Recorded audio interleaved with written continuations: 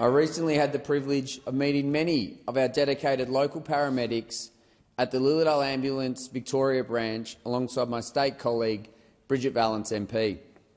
It was incredible to hear firsthand their stories.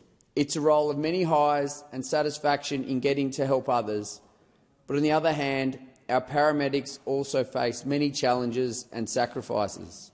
And I'd like to thank those paramedics who shared their stories to highlight some of the challenges they are facing as they intersect with the Victorian health system.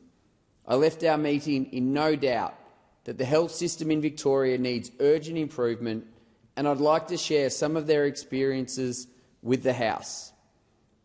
This is from one of the paramedics, and I quote, "After the COVID-19 emergency was over, my workplace conditions and the standard of healthcare for our community has been profoundly negatively affected.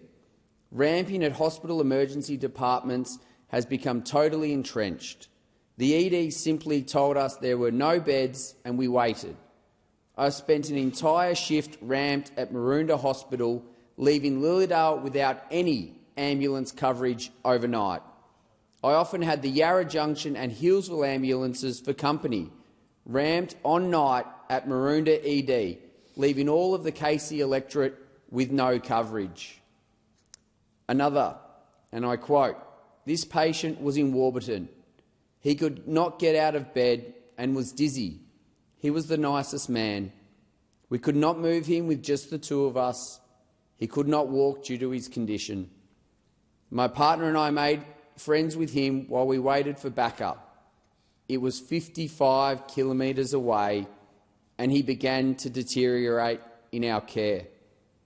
I realised he was bleeding internally, silently, smiling as he did so.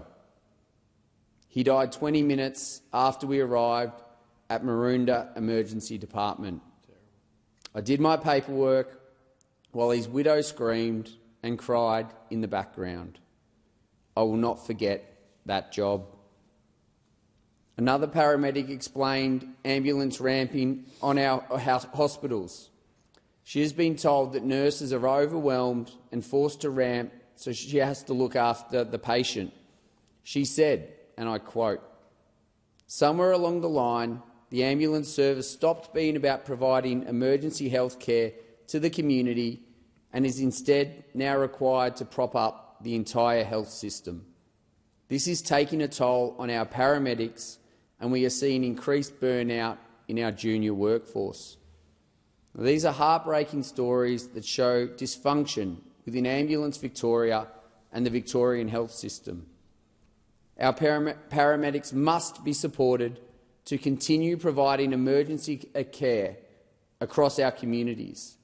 Their lives shouldn't be impacted by our poorly run state hospital system. Our local first responders that I met have asked me to continue our community campaign to establish an urgent care clinic in the Yarra Ranges, to take pressure off our hospitals and free up our paramedics to respond where they are truly needed.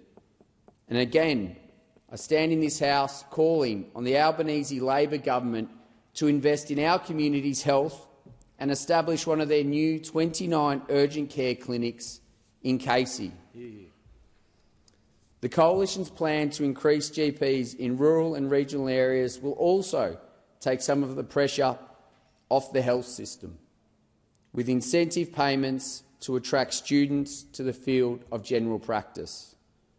And I'll continue fighting for the health care that our community deserves, to improve the well-being of our region while taking pressure off our paramedics and the failing state government emergency departments. But this also includes mental health reform, and I'll continue to campaign and call on the government to reinstate the 20 mental health Medicare-funded services that were increased during COVID, cut to 10 by this government, despite the report indicating they should remain at 20. It's time for better local health care in Casey, whether it's visiting a GP, an urgent care clinic or mental health support. Authorised by Aaron Violi, Liberal Party, Lilydale.